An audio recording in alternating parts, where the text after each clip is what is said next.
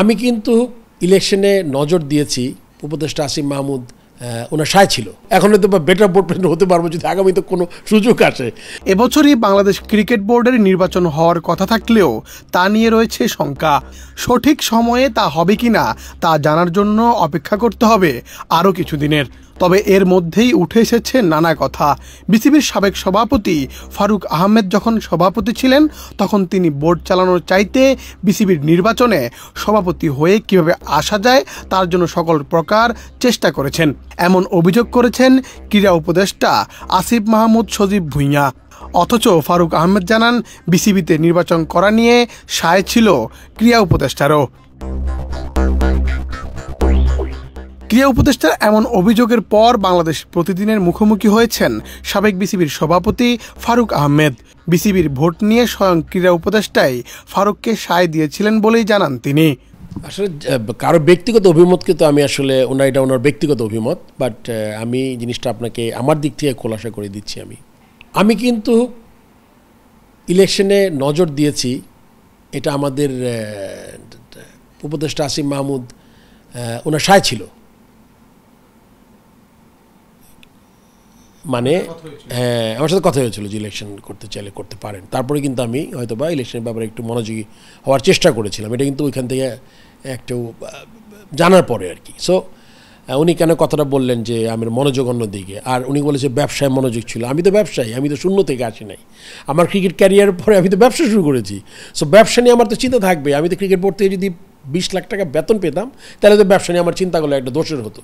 এটা তো কোনো, this is my fundamental right, তাই না? আমি ব্যবসা করব, প্লাস ইলেকশন যদি আমি করতে চাইও, যদি আমি ম্যানিপুলেশন না করে করতে চাই, তাহলে দোষের কিছু আমি দেখি না।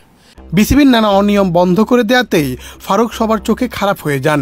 সামনে নির্বাচন করবেন কিনা এই বিষয়ে জানতে চাইলে তিনি রাখেন ধোঁয়াশা। এখনও টু আর্লি নির্বাচনের ব্যাপারটা, যেহেতু মনে করেন মাত্র আমি এই পদ থেকে আসছি, এখন আমি শিওর না, বাট একদম সম্ভাবনা উড়িয়ে দেওয়া যায় না আর কি। বিকজ আপনার মনে করেন 9 মাস তো একটা, এটা তো আসলে ট্যাবলেটের মতো না জিনিসটা। আপনি যদি রিয়েলি কোনো ইমপ্রুভমেন্ট দেখতে চান, আপনি